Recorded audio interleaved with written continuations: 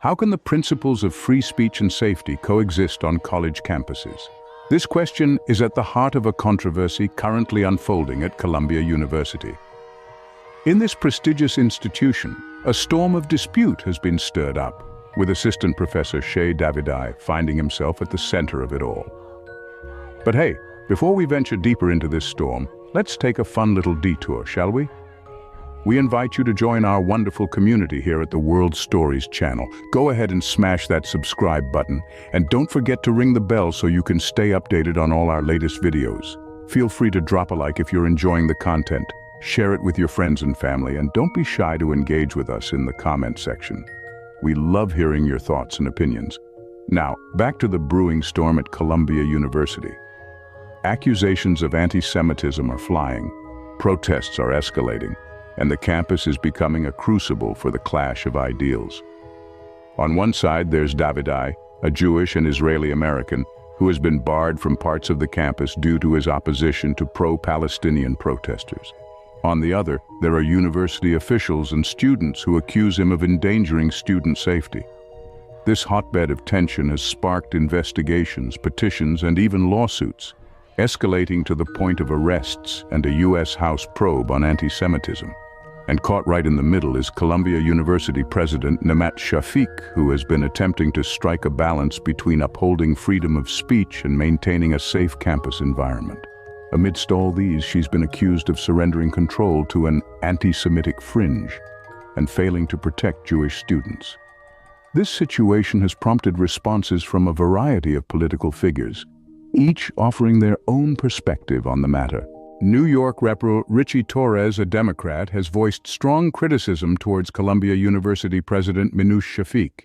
In the midst of a controversy that has embroiled Columbia University, Rep. Torres has emerged as a vocal critic of the university's leadership. His comments have been pointed, focusing on President Shafik's handling, or rather mishandling, of the situation. Torres has accused Shafik of surrendering control of Columbia University to what he terms an anti-Semitic fringe. He sees the cancellation of in-person classes as a clear admission of failure on the part of Shafik. His words mince no meanings when he says, "If you cannot ensure the safety of your students, then you have no business serving as president of any university, let alone the alma mater of Alexander Hamilton." What Torres is calling for is a leader who will fight against anti-Semitism with moral clarity, not an appeaser. He emphasizes the need for a leader who can ensure the safety and well-being of all students, pointing out that this is a fundamental duty of any university president. He continues his criticism, stating that Columbia University has failed its Jewish students so profoundly is an indelible stain on the soul of the institution. In his view, the university's failure to protect its Jewish students is a failure that cannot be erased or forgotten. Torres concludes his critique with a call to action. He believes that if President Shafik cannot lead with moral clarity, she should step aside for a true leader who can and will. This is a strong statement, one that underscores his conviction that Columbia University needs a leader who will fight against anti-Semitism, not appease it. Torres believes that the university's failure to protect its Jewish students is a stain on the institution's reputation.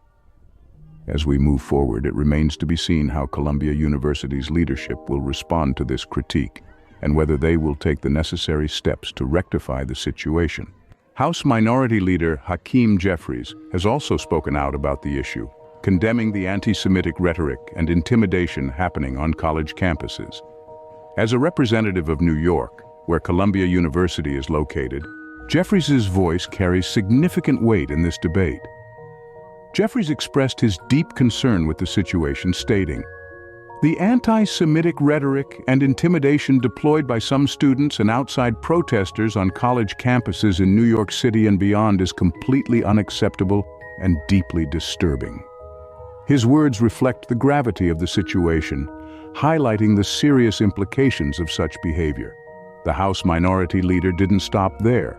He went on to defend the constitutional right of every American to free speech and peaceful assembly in the public square. However, he emphasized that this right does not extend to targeted harassment or physical violence based on race, religion, or ethnicity. With this statement, Jeffries firmly draws the line, making it clear where freedom of speech ends and hate speech begins. Jeffries also called for unity in the fight against anti-Semitism and hatred, stating that this is not a Democratic or Republican issue. He stressed, "It's an American issue that should bind us all together." This underscores the importance of a collective effort in addressing this issue, urging Americans to stand together regardless of political affiliation. He concluded his statement with a resolve to protect the Jewish community, fight the cancer of anti-Semitism, and redouble efforts to bring communities together. Jeffries' words echo a sentiment of hope and determination, speaking to the potential for change when united against hatred. Jeffries asserts that the fight against anti-Semitism is an American issue, not a partisan one. His stance serves as a reminder that the fight against hatred and discrimination transcends political boundaries, calling for a united front in the face of such challenges. Former President Donald Trump has also weighed in on the controversy, criticizing the university's decision to move classes to a hybrid model. Known for his straightforward and often controversial remarks, Trump did not hold back in expressing his views on the matter. Trump's criticism is centered on the belief that Columbia University's leadership has committed a grave mistake by opting to shift classes to a hybrid model. He expressed his concerns, saying that this move essentially hands victory to the protesters causing the disruptions. In Trump's perspective, the decision to close down the campus and shift to online classes is not a solution, but rather a sign of weakness. He argues that such a move empowers those causing the chaos and gives them an upper hand. According to Trump, such a decision is not just about the present situation, but also sets a dangerous precedent for the future, where disruptions could lead to similar shutdowns. Trump urges the university to show courage in the face of adversity. He suggests that the university should keep its doors open and stand against the disruptive forces. This, he believes, would send a strong signal that such actions cannot derail the functioning of an institution of learning. The former president's criticism underscores a broader debate about how educational institutions should handle such situations. Should they stand their ground and continue operations, or take steps to ensure the safety of students and staff, even if it means shifting to a different mode of operation? Trump encourages Columbia to show courage and keep their school open. Whether you agree with his perspective or not, his comments certainly add another layer to this ongoing controversy. The controversy has also impacted students at Barnard College, a women's college affiliated with Columbia University. The ripple effect of the ongoing situation at Columbia has reached Barnard's gates, signifying the interconnectedness of these institutions. Barnard President Laura Rosenberry recently confirmed that students on temporary suspension no longer have access to most Barnard buildings. This suspension is a significant shift in the college's day-to-day operations and has a direct impact on the lives of these students. Imagine being a student at Barnard, working towards your degree, involved in campus life, and then suddenly finding yourself barred from the very spaces where you learn, grow, and engage with your peers. It's a stark reality that some students are now facing. This measure, while necessary to maintain a safe campus environment, is undoubtedly difficult for the affected students. It disrupts their academic journey and potentially their personal lives too, as many students rely on campus resources for studying, socializing, and even dining. It's a reminder of how deeply such controversies can penetrate the fabric of academic life. Moreover, the reverberations of this controversy go beyond the physical limitations imposed on suspended students. It also affects the broader student body, potentially causing distress and uncertainty. It's a stark reminder of the complexities and challenges that can arise in a diverse and dynamic academic environment. The unfolding situation at Columbia University and its subsequent effect on Barnard College underscores the importance of robust, thoughtful leadership. It's a testament to how decisions made at one institution can significantly impact another, and how, in times of controversy, the effects can ripple out, touching all corners of the academic community. This situation shows that the effects of the controversy are not limited to Columbia University, but are also affecting its affiliated institutions. This controversy at Columbia University raises essential questions about free speech, safety, and leadership in higher education. The criticisms are loud and clear. Representative Ritchie Torres calls for a leader who will fight against anti-Semitism with moral clarity, suggesting that the current president, Shafik, has failed in this regard. House Minority Leader Hakeem Jeffries condemns the anti-Semitic rhetoric and intimidation seen on college campuses, emphasizing the need for unity in combating such hatred. Former President Donald Trump criticizes the decision to move to hybrid classes, viewing it as a sign of weakness. The impact on students is significant, as seen with the suspension of bonded students from most campus buildings. The central issues here revolve around the question of how to ensure safety and maintain free speech in an academic environment, and how leadership should respond to such challenges.